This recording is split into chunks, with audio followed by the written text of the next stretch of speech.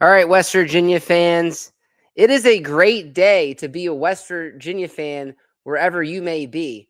The West Virginia Mountaineers are now 2-1 in the Big 12 conference, and they upend a very talented ranked Kansas team.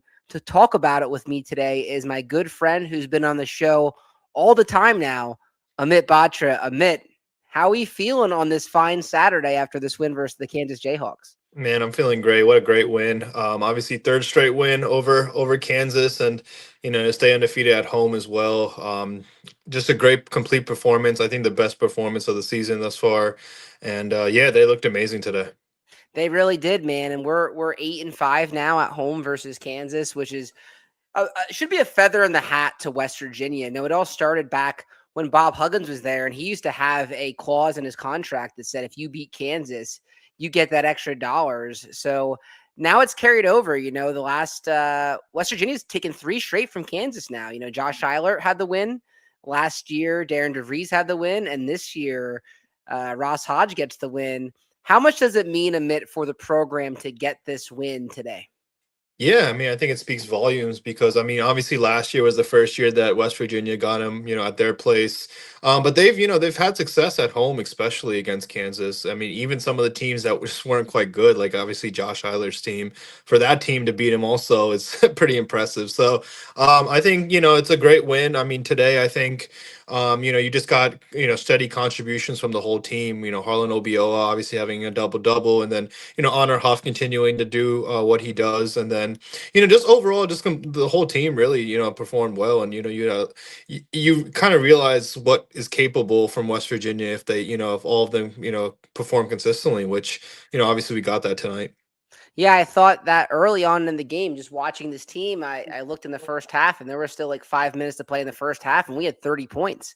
And I'm Yeah. like, man, like this is what the team should have looked like from the get-go with this team. And it kind of showed you what this team could do. If you look at the contributions that we got today from Harlan Obioha and Jasper Floyd, 2 guys that have definitely taken it recently online from the West Virginia fans, it was as much of a complete performance as I can remember for West Virginia in a long time.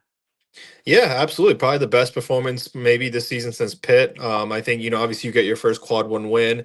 And, you just like to see, obviously, OBO, obviously, just like, you like to see him being aggressive, right? He had 6 offensive boards and he was crashing the glass. And then Jasper Floyd, obviously, we were kind of talking about him being quiet. I mean, second half, he emerged as a guy, who had the great performance in the first game of the season. So, I mean, it just kind of shows you that, if all these guys show up, this team is pretty hard to beat, honestly. And obviously Lorient in the first half setting the tone. I thought he was great. I mean, obviously having 16 points. It's nice to have him back when you see what he can do offensively as well. Absolutely. So we'll talk about this game in detail right now. We'll also talk about a few of the decent guys that are on campus for West Virginia coming up that have been linked to West Virginia. So the portal never sleeps either. So before we do that, if you're a West Virginia fan, please remember to like and subscribe to the show. We definitely appreciate it. With that being said, let's get into this game. So I mean, let's take a look at the stats in this one. West Virginia shoots 48% to Kansas's 43%. We made one more field goal than they did. We shot 42% from 3-pointers, and I think that might have been the key to the game. Coming into the game, Kansas was top 3 in defensive 3-pointer percentage for the Jayhawks. So I knew that if West Virginia can get the 3-point going, it was a massive opportunity for the West Virginia Mountaineers. Yeah, absolutely. And I mean, obviously, I think you had a number of guys contribute to that. I mean, Eagle staff, and then you had, Lauren hit some threes. Honor Huff, once he gets going, obviously he's capable of just, performing extremely well. And I think what one thing with Honor is that is super fun to watch is like he's able to hit the threes, through contact, right? I mean, we've seen it now on a number of occasions where he's getting fouled and he probably knows he's getting fouled and he's still hitting those shots. So, I mean, a guy who's capable of, doing those 4-point plays on occasion it's fun to watch. Dude, those 4-point plays, not gonna lie, when they were hitting, I was screaming on the top of my lungs in my basement down here, and you would have thought I was at the game, and, Yeah. and to see the Hope Coliseum, to see the West Virginia Coliseum come alive again today with the Gold Rush, was just such a positive thing. You talk about the positive momentum that the athletic department has right now between the transfer portal class that we are putting together and the performance that the basketball team put together the last 2 nights, I think things are trending in the right direction for the West Virginia Mountaineers. Yeah, no, for sure. There's a lot of excitement right now. Not just because of the portal and the football additions, but the basketball team is now starting to get it together, and obviously the schedule is going to be very competitive. There's going to be a lot of opportunities. So when the Coliseum is rocking, it's one of the best venues in college basketball, hands down. Absolutely. So then you look at free throw percentage. Admit we got to the line a lot tonight. 29 attempts compared to Kansas's 18. So one of the things I did this morning in my routine of cleaning up the house is I listened to 3 guys before the game, and I listened to Brad Howe's decipherage of the stats, and he does such a great job with the numbers if you listen to that show. And he said this year that Kansas is not getting to the line as much as they're used to getting to. They only attempted 18 compared to our 29. So I think that was a key factor in the game. Yeah, 100%. I thought West Virginia was extremely aggressive tonight. They were getting to the rim a bit more. And then, obviously in the first half, the points in the paint, Kansas kind of controlled that. But then I thought West Virginia did a great job in the second half, kind of, making sure that, they cleaned that up a bit, right? And obviously Kansas has always had some great guards, historically, and obviously this season as well. But I think West Virginia did a solid job of limiting them and not letting them kill you too much. So if you look at, we out rebounded them, and we had the percentage in the defensive rebound and the offensive rebound. Bench points was even. Points in the paint. Now we really closed the gap there in the second half in the points in the paint, because in the beginning of the game, if you remember, I think it was 24-12 early on in a Kansas advantage in the points in the paint. Yeah, for sure. I mean, they were really not killing us from like the perimeter. They were not shooting well, especially from three. Most of their points were coming inside, and I thought West Virginia, made some great adjustments and cleaned that up in the second half for sure. Yeah, Kansas was 2 for 10, I think, in the first half, shooting the ball from the 3-point range. So, times tied was 9 times. West Virginia, largest lead was 13. And it just felt, I don't know, even when we got down in this one, Amit, just from the pace of the game, me personally, watching the game from home, I never panicked, even when we got down by 7 points. I Right. felt like the crowd was involved into it. I really think the crowd deserves a lot of credit to willing this team to another win over Kansas.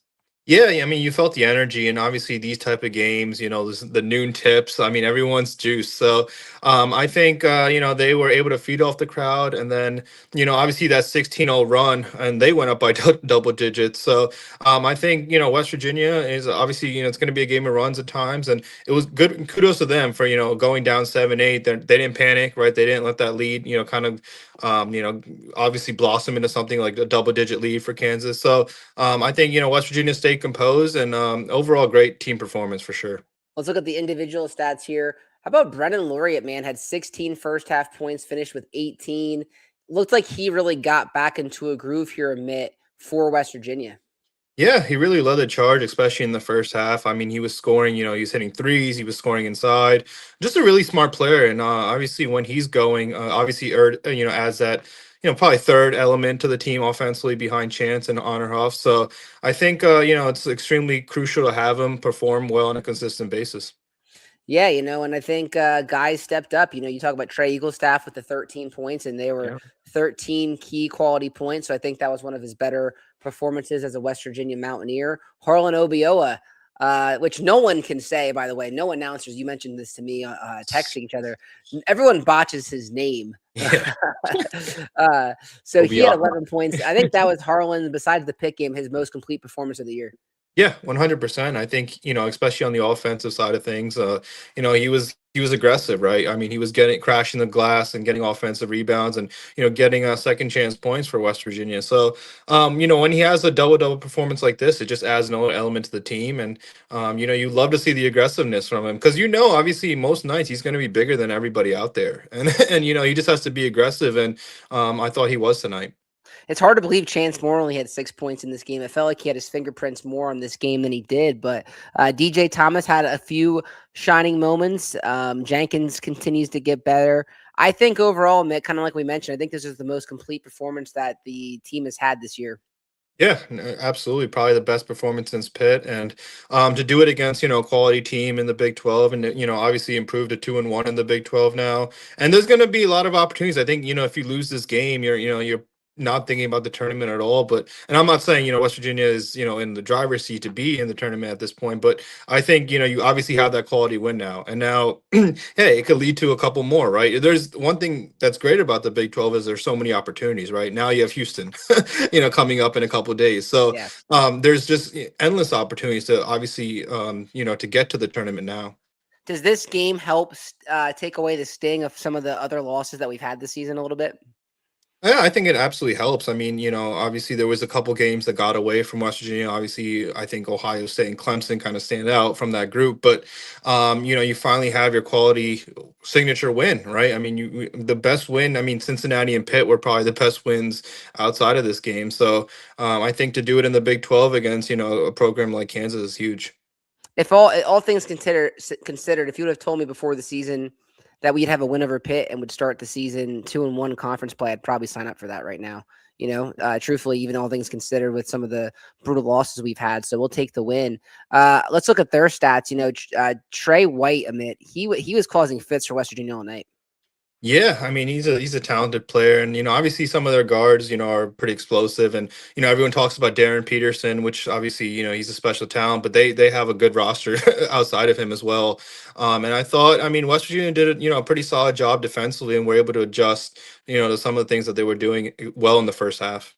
I think a couple keys to the game in the second half were Tiller, who is a Yeah, five-star freshman, got in early foul foul trouble trouble. very early, picked up two very quick ones in the second half, and I think there was 18 minutes left in the second half and had four fouls.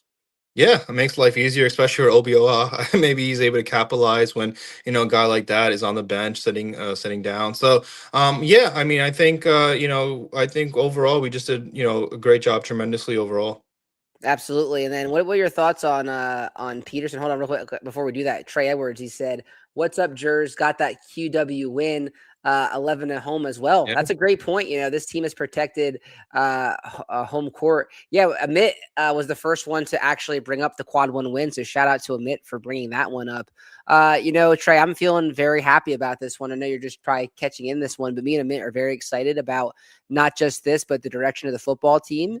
So this is going to be a fun show the rest of the way. So really appreciate your comments here, Trey, for bringing them in.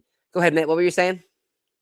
Yeah, no, I think I mean obviously I mean just speaking of that, I mean I think protecting home court is huge as well, right? I mean you have to in the Big 12, right? There's going to be a lot of challenges on the road, but protecting home court is vital. So I think West Virginia obviously made a step towards that today. But yeah, overall, I mean I think Obioha, I think he capitalized on some of the foul trouble that Kansas had, especially with their big guy. And I mean Darren Peterson, like kind of referenced the other day. I mean he's such a special talent, but I don't think he absolutely killed you today, right? I Well, mean, yeah, he it's funny. We talked about it. Me and you were texting through the game like we always do.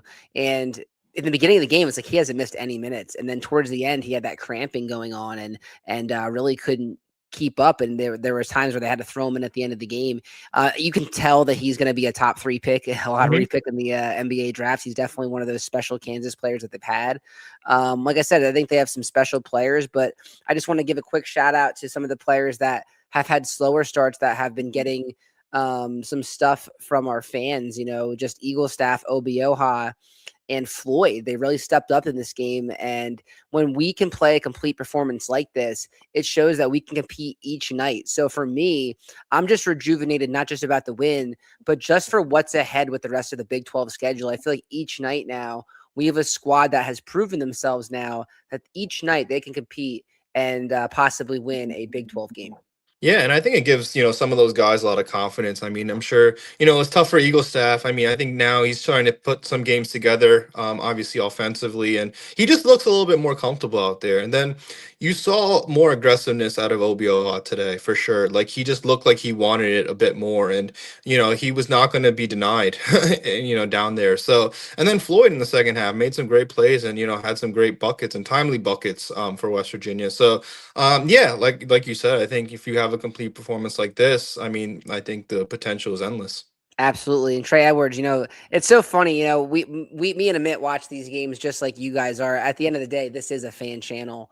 And we actually tweeted the same thing literally to each other. It's like they kept calling him Obiaha, and Yeah. it's not just Fox that's been doing it, it's ESPN Plus. And whenever it seems like we're on, they have a tough time botching it. To defend these announcers, it is challenging. I know It is. sometimes I definitely botch even like the transfers names that are coming in and things like that. Luckily for me, I got the rhythm.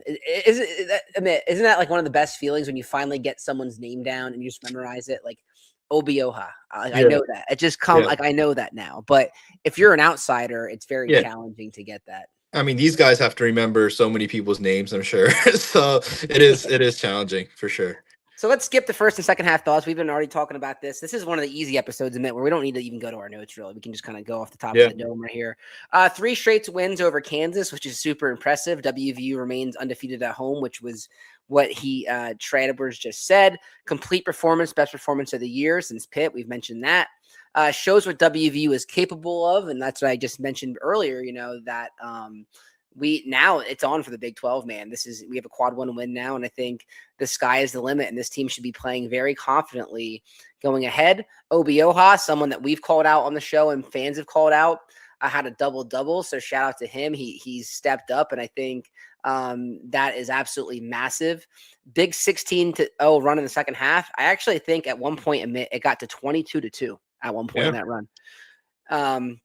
Jasper Floyd stepped up immensely, and that's probably the veteran leadership that he has in his time at North Texas, and that stepped up. Honor Huff continues to do what he does. He had over 20 points again tonight, so a sharpshooter, and actually played a little bit of ball in Allentown, Pennsylvania for Deer High School. So close to me out the gate, and limited Kansas points in the second half, which they struggled in the first half, and then it's the first quad 1 of the season. Amit, any last thoughts on this one before we get to some football recruiting? Yeah, no, obviously just a tremendous effort, complete performance, big time win. Obviously, the Coliseum was rocking, so awesome to see. And, I think this win is just going to give West Virginia a lot of confidence. Obviously, there's going to be a lot more opportunities on the way, starting with Houston in a couple of days, major challenge on the road. But hey, look, you take what you get. And obviously, to win at home, you just keep winning at home, right? And you have a shot. Absolutely. I know for me, it just rejuvenates me. A few days ago, it was kind of like, all right, I feel like football is going to have to carry the show a little bit with the portal. But now that we have some basketball, and then, you blink, and in 4 weeks, we're going to start baseball too. And I plan on doing some baseball stuff.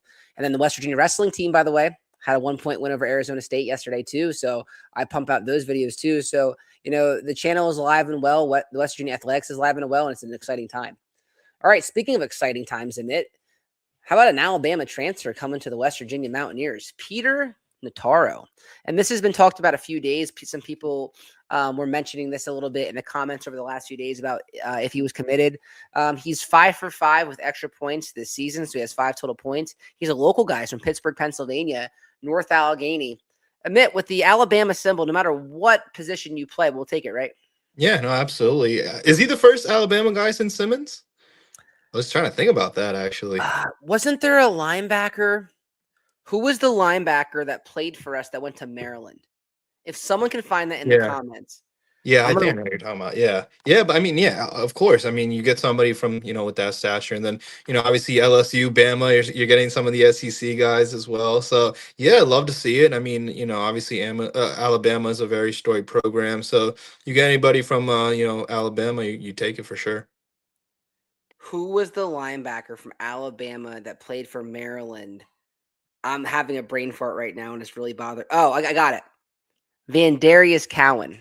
Oh, yeah, that's right. Yeah, yep. Vandarius Cowan played for both West Virginia and them. So yeah, so he played for West Virginia, Alabama. So yeah, we'll That's take right. them. They're all solid players, so we'll Yep. definitely take it. In other news, let's talk about some players that are linked to West Virginia, Mitt. And this one comes from the Nittany Lions, Penn State. Jabri Coleman. He's a 6 foot, 190-pound guy. Penn State transfer, was a 4-star composite guy out of high school. I believe he was originally committed to Georgia. Correct me if I'm wrong. Right now, it seems like On3 has a prediction of between Auburn and West Virginia. He went to high school at Imhotep Charter in Pennsylvania. Do you know which former West Virginia great safety that transferred went to Imhotep Charter? Putting you on the spot here. I'm blanking. Tyke Smith. Ike Smith. That's right. That's right. Yeah, Philly so guy. Tyke Smith is an Inhotep charter guy, and so is this Yeah. guy. So, Mitt, you want to watch some highlights on Jabri Coleman real quick Yeah. from Penn State coming over? Let's do it. So this is him catching the ball out of the backfield. Nice little juke here, and he's going to go the distance here. And Philadelphia football is no joke down there. Produces some major talent. Yeah, you think back to St. Joe's and Inhotep Charter and LaSalle College, which is where Chris Filippo went. That area of the country in Pennsylvania is no joke. So Pennsylvania, between Western Pennsylvania and the eastern side where I live, or close to where I live in Pennsylvania, with the Lehigh Valley and then the Philly area, there's some big talent that's come out of this area. I know for where I live near the Lehigh Valley, guys like Kevin White and Saquon Barkley have come out there.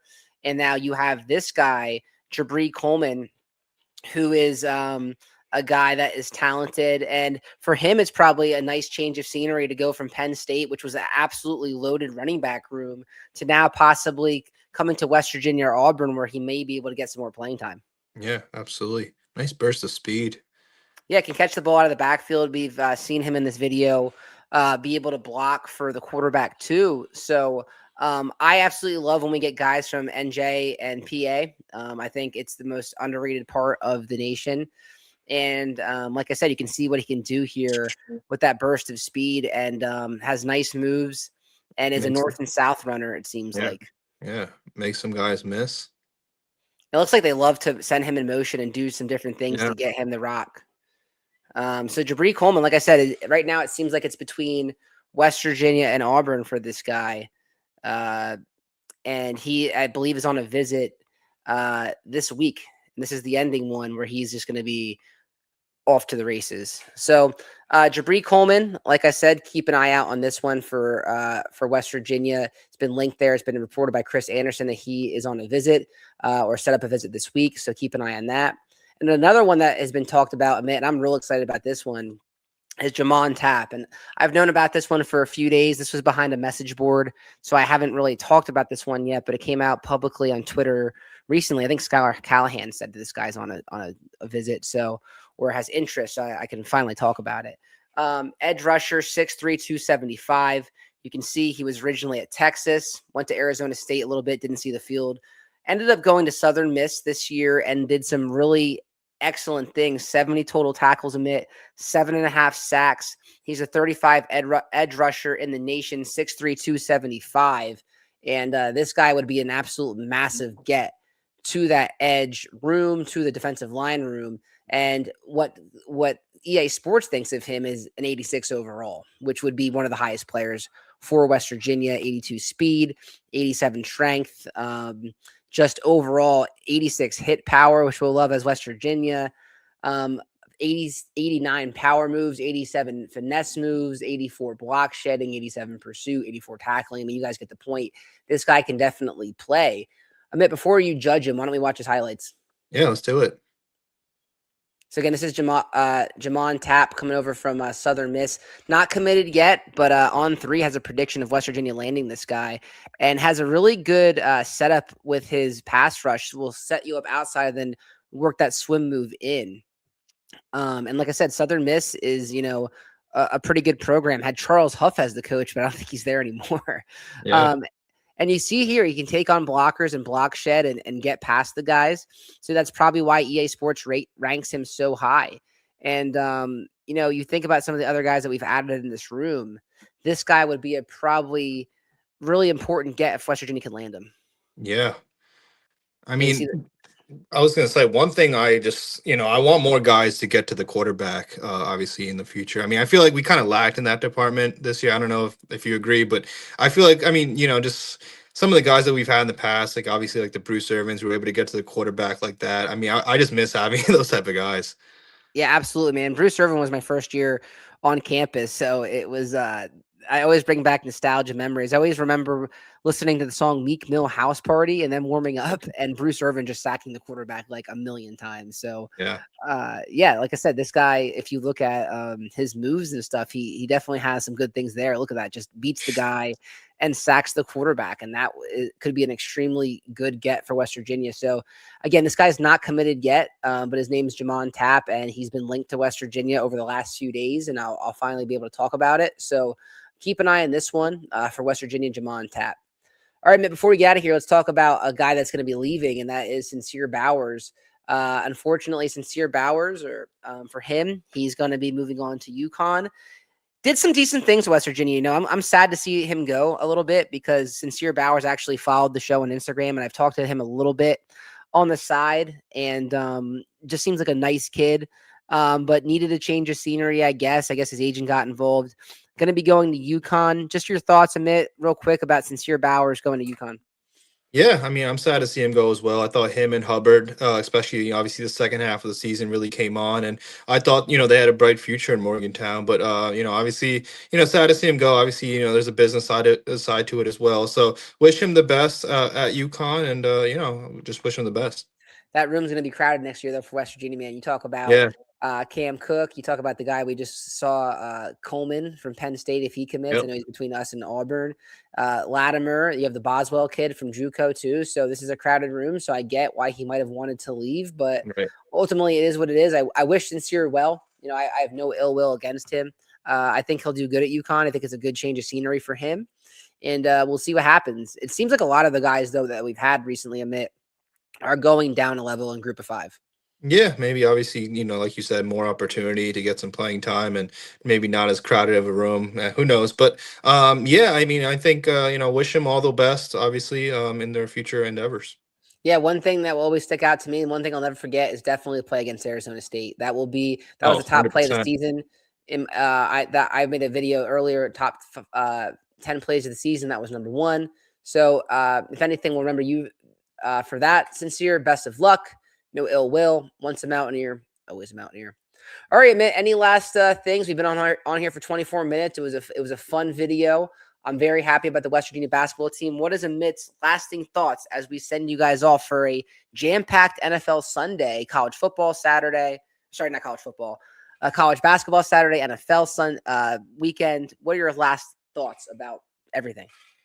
Yeah, so I would say obviously, big, huge win against Kansas, to beat them again, third straight time, obviously to stay undefeated at home.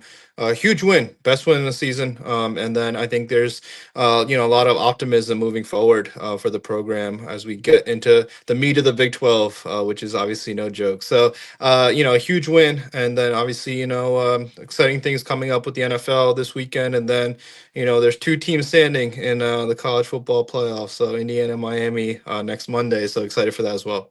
Yeah, we'll do a preview video of that for sure. I'm sure. I know my buddy Steve wants to get back on that one and talk about that. It's just exciting time to be a Mountaineer. Be on the lookout for both the guys that we highlighted tonight. Tab and Coleman from Penn State. I think they have a chance to come to West Virginia if they commit and do some decent things. But that's all I got, guys. I really appreciate you guys. Again, thanks again for watching the show. Please remember to like and subscribe. We'll talk to you guys next time on the JerseyEER Show.